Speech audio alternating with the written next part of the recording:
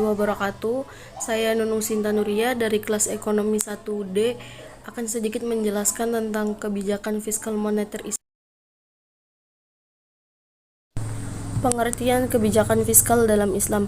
Kebijakan fiskal adalah merupakan sebuah kebijakan ekonomi yang digunakan pemerintah untuk mengelola perekonomian ke dalam kondisi yang lebih baik dengan cara mengubah penerimaan dan pengeluaran pemerintah untuk menjaga stabilitas ekonomi dalam rangka mendorong pertumbuhan ekonomi dan kebijakan pemerintah dalam memungut pajak, membelanjakan pajak untuk membiayai kegiatan dalam ekonomi. Kebijakan fiskal dapat juga diartikan sebagai tindakan yang diambil oleh pemerintah dalam bidang anggaran belanja negara dengan maksud untuk mempengaruhi jalannya perekonomian.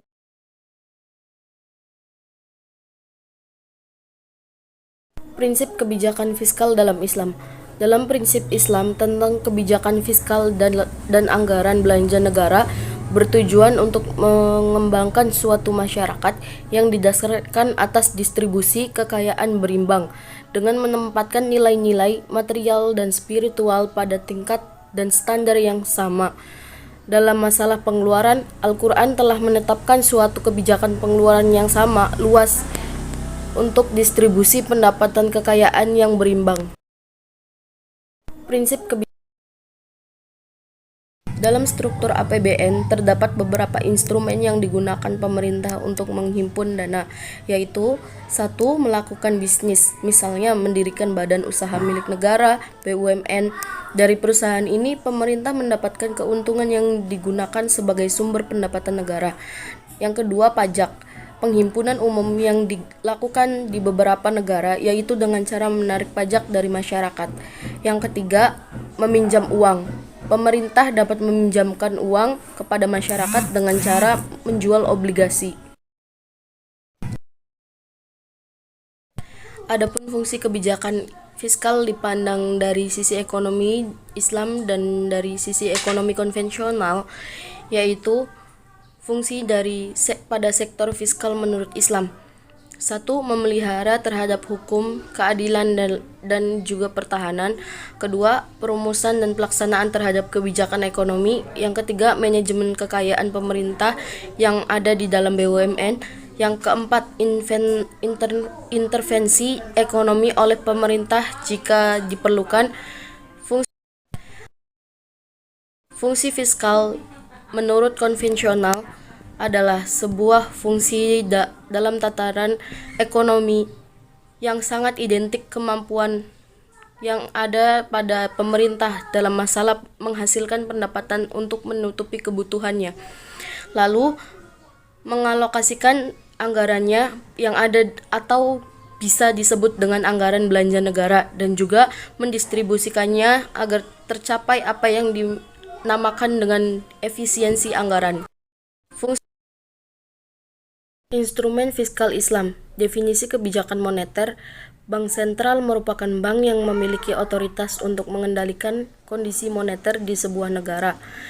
Di Indonesia, instrumen. Selain itu, pengertian kebijakan moneter. Kebijakan moneter adalah langkah-langkah yang diambil oleh penguasa moneter, Bank Sentral atau Bank Indonesia, untuk memengaruhi jumlah uang yang beredar atau daya beli uang. Peranan kebijakan moneter. Kebijakan moneter merupakan salah satu kebijakan di bidang ekonomi yang sangat berperan untuk mengatur dan menjaga stabilitas ekonomi suatu negara. Apabila jumlah uang yang beredar di suatu negara kurang dari yang dibutuhkan, negara yang bersangkutan cenderung mengalami kesusahan ekonomi.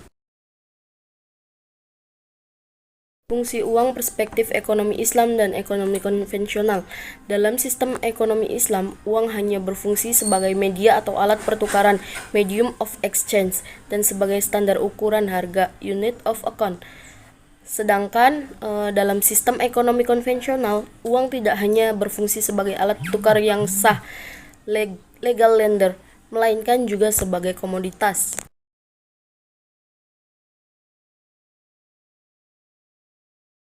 Inflasi, perspektif ekonomi Islam. Inflasi menjadi salah satu permasalahan ekonomi di mana terjadi kenaikan barang secara umum dan menyeluruh. Penyebab inflasi yaitu meningkatnya biaya produksi. Hal ini terjadi dalam jangka waktu tertentu dan secara terus-menerus. Secara umum, penyebab inflasi akibat kenaikan biaya produksi adalah karena adanya desakan biaya produksi yang semakin naik. Inflasi ini dapat terjadi kepada negara yang ekonominya sedang bertumbuh dan berkembang. Yang kedua, tingginya permintaan. Jika permintaan terhadap sebuah barang atau jasa naik, maka hal itu akan mengakibatkan penyediaan faktor produksi dan barang menjadi menurun.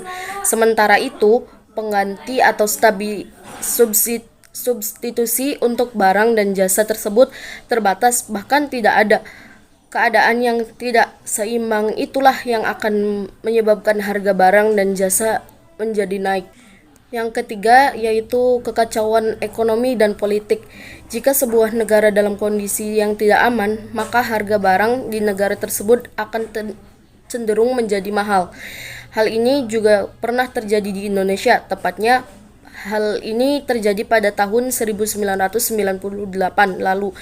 Pada masa itu, level inflasi di Indonesia bahkan menyentuh 70%, padahal level inflasi cenderung normal antara 3 hingga 4%.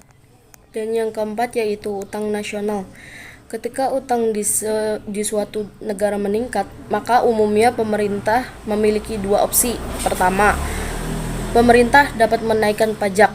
Kedua, pemerintah mencetak lebih banyak uang untuk melunasi hutang tersebut. Namun, jika pajak mengalami kenaikan, maka bisnis akan bereaksi. Mereka akan menaikkan harganya. Hal ini dilakukan untuk mengimbangi kenaikan tarif pajak yang di perusahaan tersebut. Jika pemerintah memilih pilihan kedua, maka hal itu akan berdampak pada peredaran uang di masyarakat. Hal itu akan mengarahkan kepada kenaikan harga dan devaluasi mata uang. Saya Nunung Sinta Nuriyah. Terima kasih atas perhatiannya. Wassalamualaikum warahmatullahi wabarakatuh.